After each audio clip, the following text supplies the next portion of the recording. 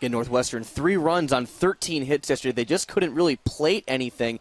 Yes, the weather was bad, but they were still making very good contact in the poor conditions, but just couldn't really get anything across the plate. That one into the gap in right center, and that might be extra bases again. Rounding third is Stevens. He will score easily, and another double for Northwestern as Morton is in safely at second, and it's 1-0 Wildcats here in the first. And here's the 1-2. In there, strike 3, and down goes Straub, which has been struggling with consistency, hitting in the number 2 slot for the Illini this season as a designated hitter. That one hit opposite field, and it will fall for a base hit. 1 run is in. Goldstein's at third. Hurwitz going for second. Throw not in time, and here comes Goldstein from third. We're tied. Hurwitz reaches third safely on the error, and we are tied at 3. What a rally from the Illini. About the NFL draft earlier, Jordan Parr was actually drafted in the later rounds of the MLB draft last year by the by the Los Angeles Dodgers.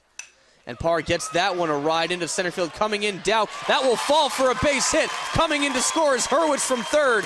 Justin Parr is at third, and Jordan Parr with a base hit to give the Illini the lead. Actually, the 0-2, and out in front of it, down in 3 pitches. So Northwestern leaves 1 on base, but another solid inning for Castellanos, but still Northwestern with a 2-run advantage as we head to the bottom of the 4th. We'll be right back. Sun really trying to break through the clouds now. A nice good-sized crowd here in Urbana after what's been a very wet weekend. That one chopped to the third baseman Hall, able to get it in time, but the throw off as the first baseman Kieran had to jump off the bag. So an infield hit for Walker Moses. He did everything. Bottom of the 7th about to get going here at Illinois Field. Zach Morton still on the bump for Northwestern as we are about to begin the bottom of the 7th. While watching Big Ten Sports, add to the action with BTN Connect. See all the Twitter activity from around the conference, get in-game stats, and interact with our experts. Join your favorite team with btn.com/connect. Get socially charged. A lot of teams in action today. Very big weekend in Big Ten baseball as teams jockeying for position to get one of those top 6 spots to punch their ticket to Minneapolis in the Big Ten tournament.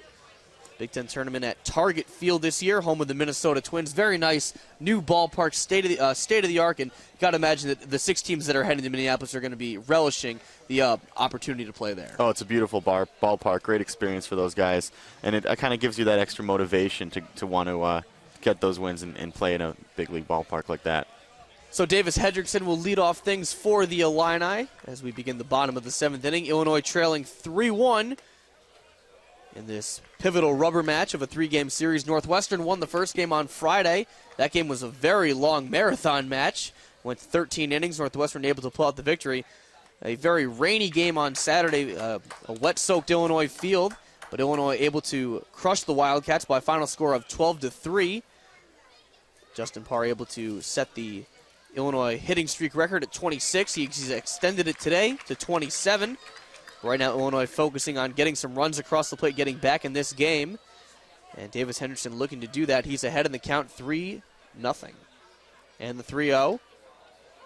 And he takes the strike. He thought that one was a little outside. He was almost halfway to first base. He'll get back in the batter's box. 3-1.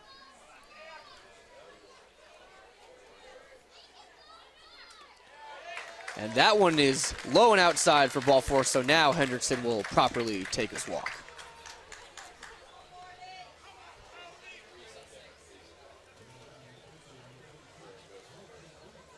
Walks have been a little bit of a problem for Morton in this game, and that's kind of been a reason why, although he's only given up 4 hits, there have been a lot of situations with base runners on just due to walks. So here's Jason Goldstein, the catcher.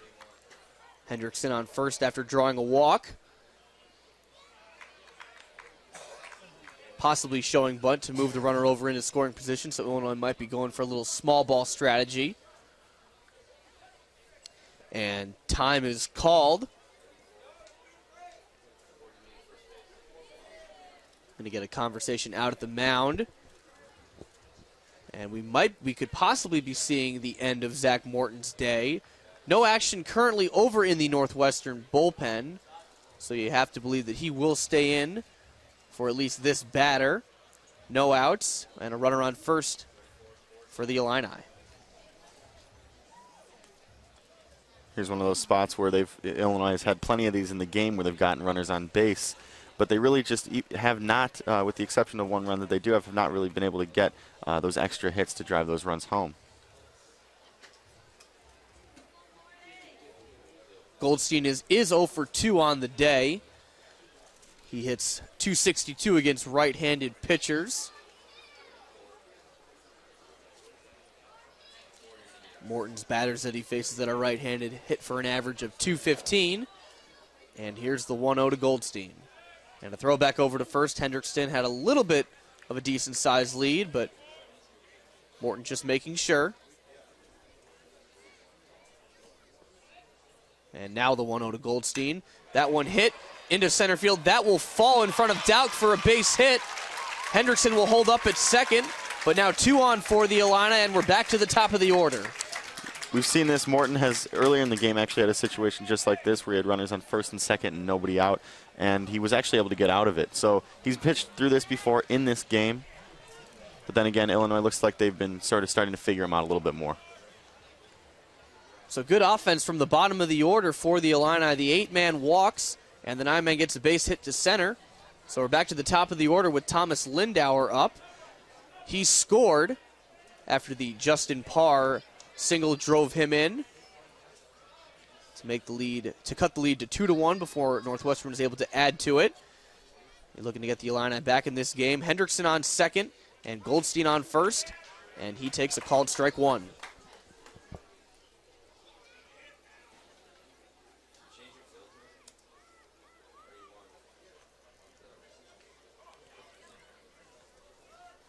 Again, Lindauer on the Wallace Award watch list for best shortstop in the country. Really hitting a lot more powerfully this year. And he lays down the bunt, trying to get the runners over. Morton looks at it. But the runner, so the first baseman was on the plate in time. A little bit of a shaky throw from Morton. But Lindauer does advance the runners to second and third, but a little bit of a very close call. The bases could have been loaded. That was very close, and it's a good thing for Morton because that could have been a lot of trouble, especially with this part of the lineup coming up. Ruckham was covering second base, and it looked like he might have stepped off the bag momentarily, but he was able to get the out. Lindauer trots back to the dugout. But now the runners are in scoring position, second and third for Michael Hurwitz. And Hurwitz rips that one down the first base line. Even though Hurwitz is at the plate, you got to think that Zach Morton is looking over in the on-deck circle at Justin Parr, who has absolutely killed the ball in a couple at-bats today.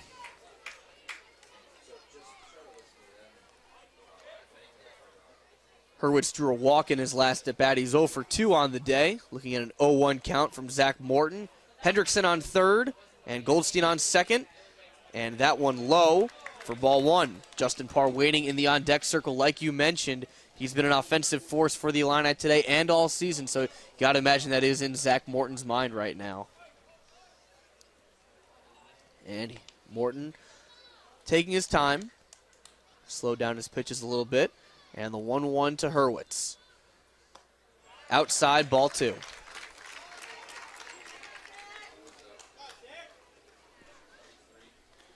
Hurwitz hitting .348 with runners in scoring position.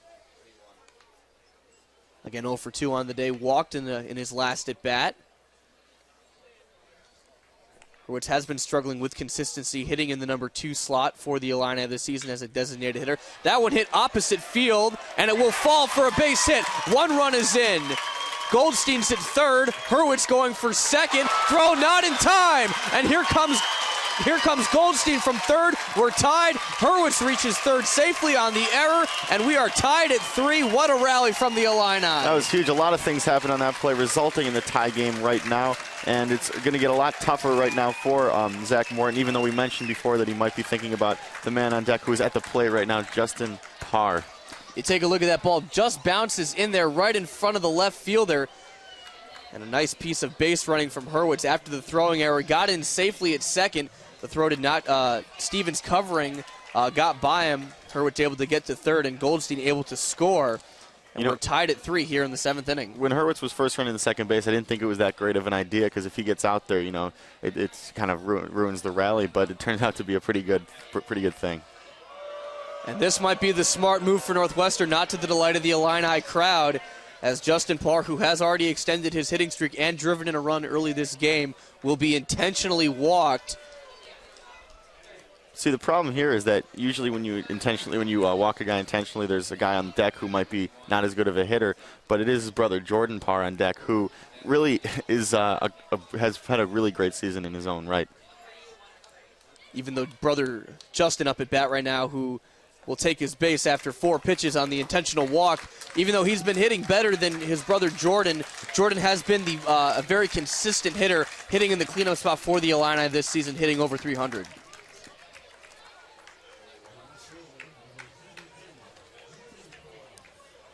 So Justin Parr on first, Michael Hurwitz on third.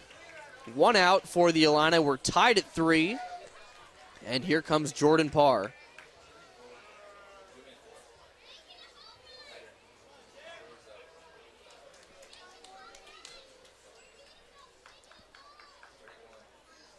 Very big at bat here for the Illini. Can Morton get out of the jam?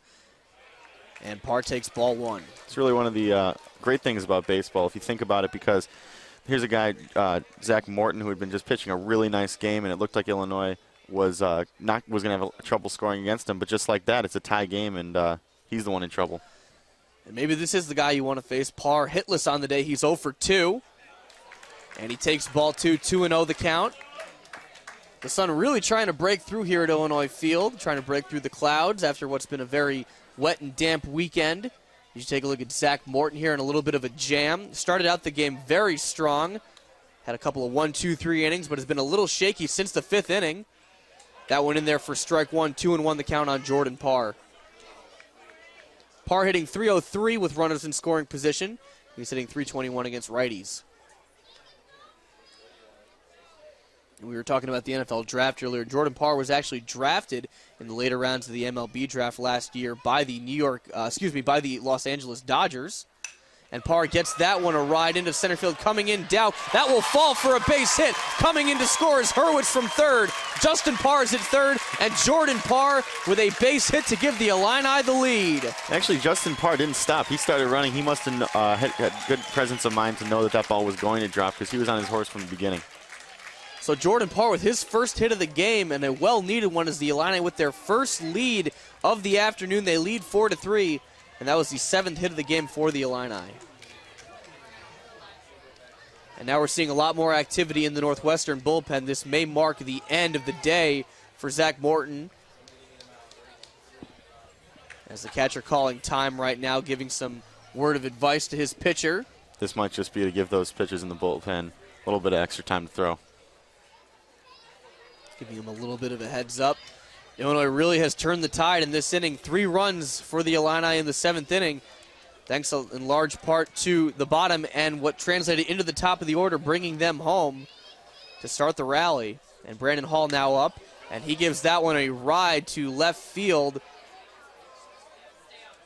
but under it in time. But here comes Justin Parr for the sacrifice fly. He is in.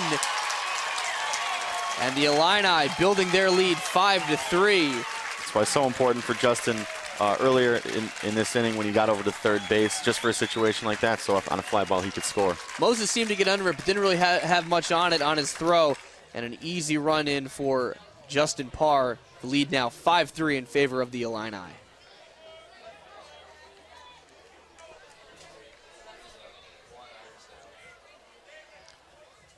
So David Carrion comes back up for Illinois.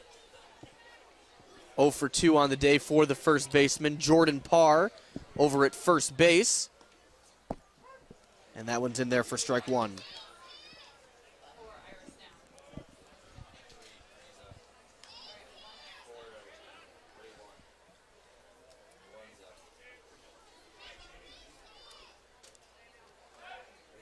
Morton throws back to first on Jordan Parr.